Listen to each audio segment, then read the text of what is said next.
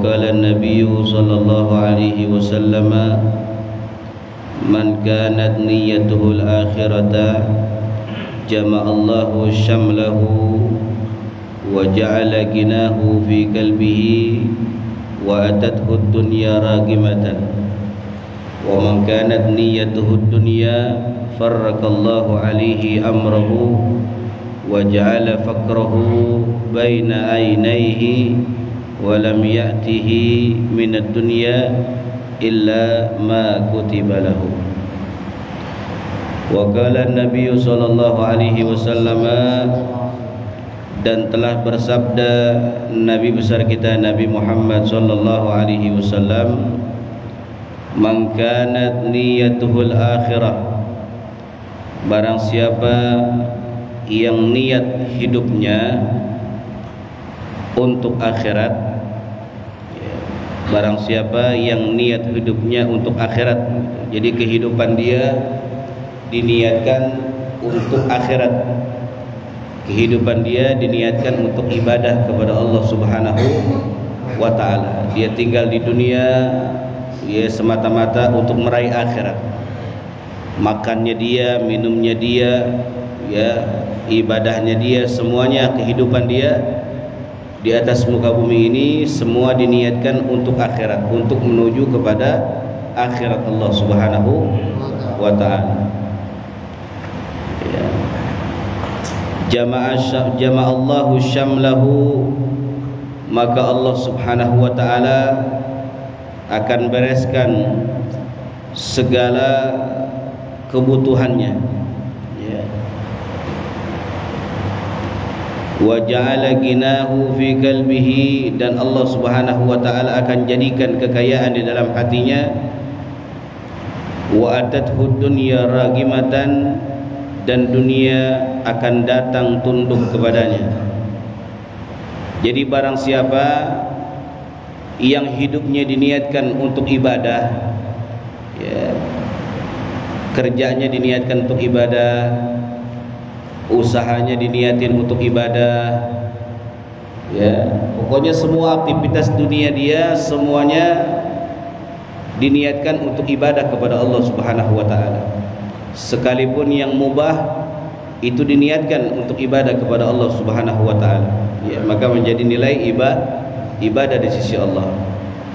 Makan itu sesuatu yang mubah. Dalam kitab Risalatul Mu'awwana karya Al-Habib Abdullah bin Al-Haddad, makan itu termasuk sesuatu yang mubah. Sesuatu yang mubah itu apabila dilakukan tidak mendapatkan pahala, apabila ditinggalkan maka tidak akan berdosa. Nah, yang mubah ini diniatkan untuk akhirat. Saya makan, saya niatkan agar kuat tubuh saya untuk ibadah kepada Allah Subhanahu wa ta'ala, maka makannya yang mubah itu berubah menjadi pahala di sisi Allah Subhanahu wa ta'ala. Saya makan biar kuat badan saya untuk ibadah dan menjadi takwa kepada Allah Subhanahu wa ta'ala, maka makannya yang mubah itu berubah menjadi berpahala di sisi Allah Subhanahu wa ta'ala. Jadi kalau ada orang yang hidupnya semua kehidupan di dunia ini diniatkan untuk ibadah kepada Allah Subhanahu wa ta'ala, yang pertama, maka Allah Subhanahu wa ta'ala akan bereskan segala urusannya. Yakinin itu. Ini Nabi yang bicara, bukan saya. Kalau saya cuma nyampein doang, ya, kalau ulama-ulama, dai-dai itu cuma nyampein doang. Ini hadis Rasulullah. Kalau orang yang hidupnya diniatkan untuk ibadah kepada Allah Subhanahu wa ta'ala, maka segala urusannya akan dibereskan oleh Allah Subhanahu wa ta'ala. Ya, seberesnya urusan kita itu sesuai kadar keyakinan kita kepada Allah Subhanahu wa ta'ala. Kalau kita yakin dengan hadis Nabi seperti ini, orang yang hidupnya diniatkan untuk ibadah akan dibereskan segala urusannya, maka pasti akan dibereskan segala urusannya oleh Allah Subhanahu wa ta'ala. Ya.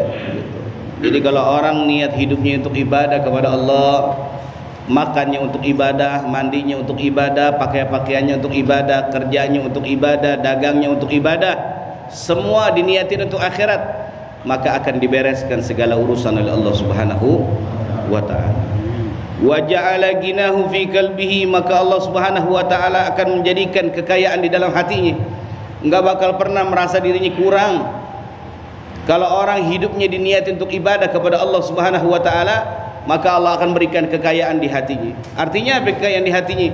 Enggak bakal pernah merasa kurang, enggak akan pernah mengeluh. Biasanya orang itu mengeluh karena tidak diniatkan untuk ibadah kepada Allah Subhanahu wa ta'ala. Coba ya, orang cari fulus, kalau diniatin untuk ibadah kepada Allah Subhanahu wa ta'ala, berapapun yang dia terima, dia akan ridha kepada Allah Subhanahu wa ta'ala. Betul gak?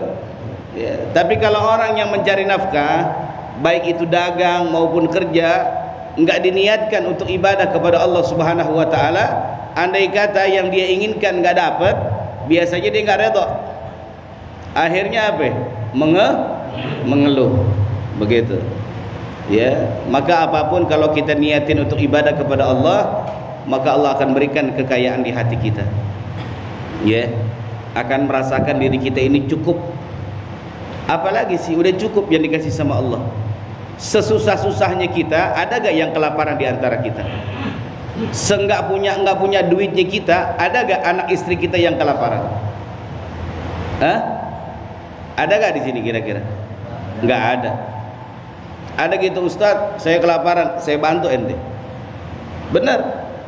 Sesusah-susahnya kita, ya bahasanya begitu, seterhimpitnya hidup kita dengan hal ekonomi, tetap Allah Subhanahu wa ta'ala akan berikan kejaminan berupa rezeki, ya, untuk kita semua.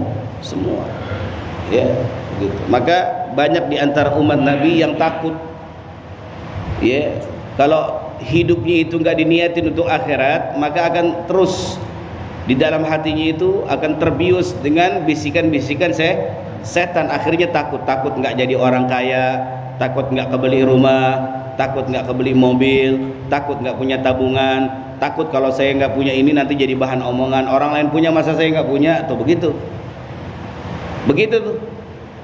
Makanya kalau hidup kita itu dibandingkan dengan hidup orang lain udah nggak bener. Kalau kita ngebandingin hidup kita dengan orang lain atau hidup orang lain kepada diri kita, nggak bakal beres ujung-ujungnya. Beda, Pak.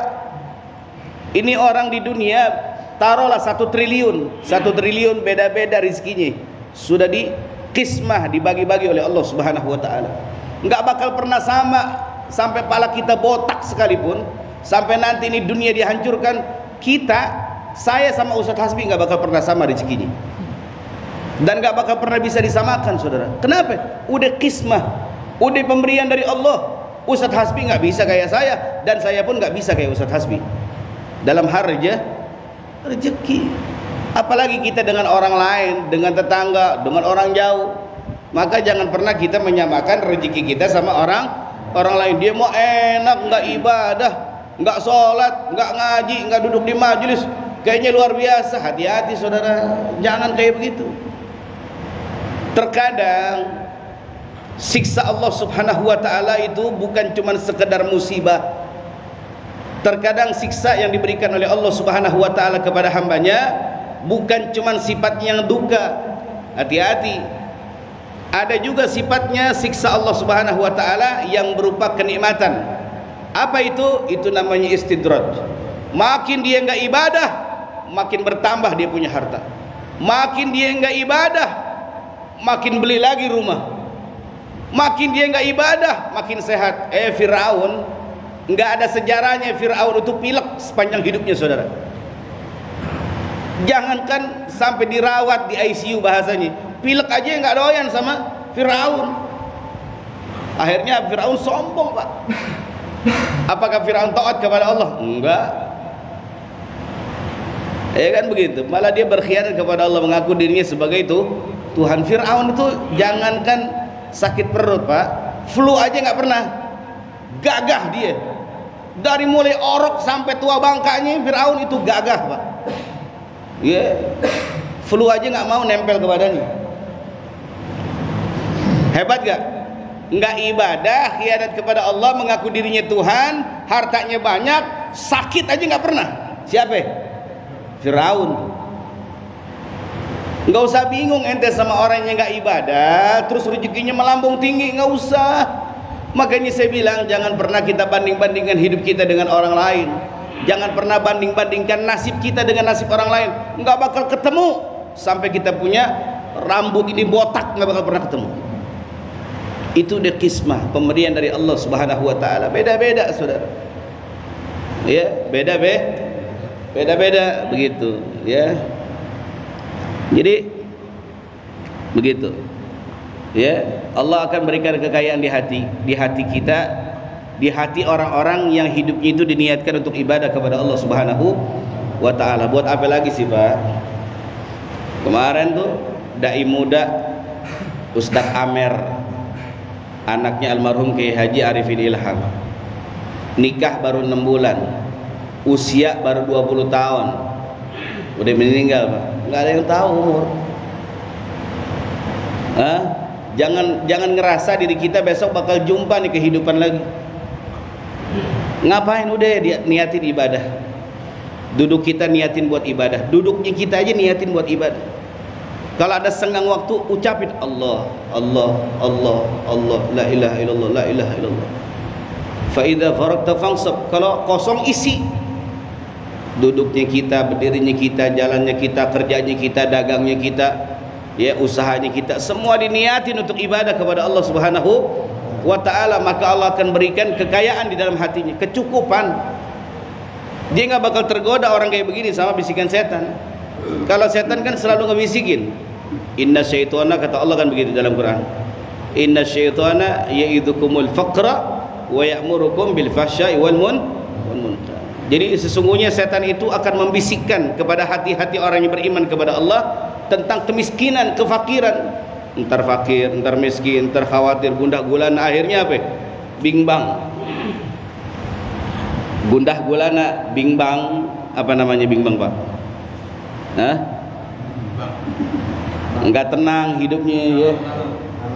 Galau, enggak tenang, blingsatan. Enak tuh bahasanya, enak tuh ya, ngomongnya tebal banget tuh, blingsatan.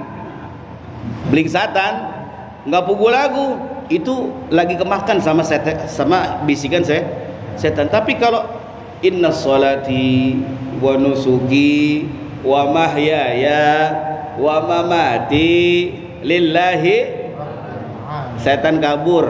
Jangan ngebisikin, mau ngebisikin aja udah kabur nih. Kenapa? Karena sesungguhnya sholatku, ibadahku, hidupku, napasku, makanku, minumku, dudukku, kerjaku, dagangku, semua lillahi ta'ala, untuk Allah, untuk akhirat, untuk ibadah kepada Allah Subhanahu. Yang kayak begini ogah setan, menggoda juga, males. Kenapa? Udah punya perlindungan, protect, dia udah punya security, ya udah males, maka nggak bakal kegoda dia. Ya hidup dinikmatin sama dia. Mau hari ini dapat sekian nikmat aja. Itu apa Allah bilang, Rasul bilang waja'ala ghina fi qalbi. Allah akan berikan kekayaan, kecukupan dalam hatinya. Ini orang enak amat hidup, enggak ada ngeluh-ngeluhnya, tenang aja. Ya, dijalani hidup apa adanya udah. Ya, berapapun yang diberikan sama Allah, alhamdulillah udah diterima. Dia yakin Allah Maha tahu kehidupan saya, Allah Maha tahu kebutuhan saya. Enggak mungkin Allah nggak tahu. Allah punya sifat alim, Maha mengetahui. Jangankan gerak-gerik saya, ya, baru sesuatu yang terlintas di hati saya aja belum diucap Allah tahu.